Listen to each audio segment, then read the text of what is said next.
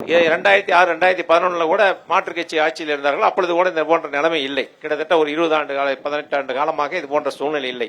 ஆனால் இந்த 5 ஆண்டு காலம் முழுமையாக இயக்கப்படாத காரணத்தினாலும் அவர்கள் தேர்தல் வாக்குறுதி நாங்கள் ஆட்சிக்கு வந்தால் மின் கட்டணத்தை உயர்த்த மாட்டோம் என்று சொல்லிவிட்டு ஓராண்டு கழித்து உயர்த்தியதன் காரணமாக வேலைவாய்ப்பு குறைந்து விட்டது. வேலைவாய்ப்பு குறைந்தால் வறுமை அதிகமாகிவிட்டது. அதிலே கூட அந்த கிட்னி எடுத்தது எந்த மருத்துவமனை என்று உங்களுக்கு தெரியும். திமுகவுடைய சட்டமன்ற உறுப்பினருடைய மருத்துவ அதன் மேல் என்ன நடவடிக்கை எடுத்தார்கள்? அவர்கள் ஏமாற்றி எடுத்து விட்டால் என்று ஒரு பெண் புகார் கொடுத்தார்கள். அந்த புகாரின் அடிப்படையில் அரசு ஒரு குழு நியமித்தது. அந்த குழுவினுடைய அறிக்கை என்ன, அந்த குழு எடுத்த நடவடிக்கை என்ன, அந்த கல்லூரி மேல் எடுத்த நடவடிக்கை என்ன? ஆக இந்த அரசு அதை கண்டுகொள்ளாத காரணத்தினால இல்ல நான் சொல்றேன், கண்டுகொள்ளாத காரணத்தினால பதில் சொல்ல ஆசைப்படுவார் சார். அதை கேட்டுட்டு திரும்ப நீங்க தான் தொடர போறீங்க.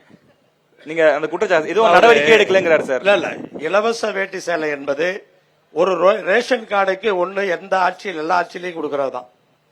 அப்ப எவ்வளவு ப்ரொடக்ஷன் கெப்பாசிட்டி இருந்ததோ இன்னைக்கு தறி எல்லாம் அதிகமாகல, இன்னைக்கு தறி குறைஞ்சிருக்கு. ஆக்சுவலா பல தறிகள் கடந்த 10 ஆண்டுகள்லயே காயலாங்கடைக்கு போயிடுச்சு, வெயிட்டுக்கு வித்துட்டாங்க. அதிமுக ஆட்சியில காயலாங்கடைக்கு போயிடுச்சுன்றீங்களா? இல்ல கடந்த 10 ஆண்டுகள்னா அப்புறம் நீங்க அப்படி சொல்றீங்க இல்ல சார். நீங்க கடந்த 10 ஆண்டு ஒரு எங்க ஆட்சி காலத்துல ஒரு தறி இரும்பு கடைக்கு போச்சுன்னு சொல்லுங்க, நான் ஏத்துக்கிறேன்.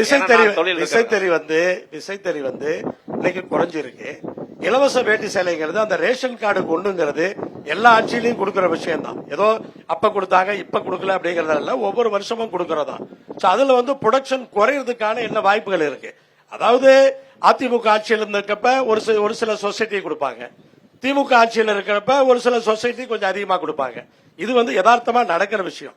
இவ்வளவுதான் நடக்குமே ஒழிய டோட்டல் பள்ளிப்பாளையத்துக்கு வர்ற ப்ரொடக்ஷன் குவான்டிட்டி குறையாது. இல்ல அது ஒரு பக்கம். கிட்னி மேட்டர்ல அதே குவான்டிட்டி இல்ல சார். கிட்னி மேட்டர்ல திமுக அரசு போதுமான நடவடிக்கை எடுக்கலங்கற தெரியாது.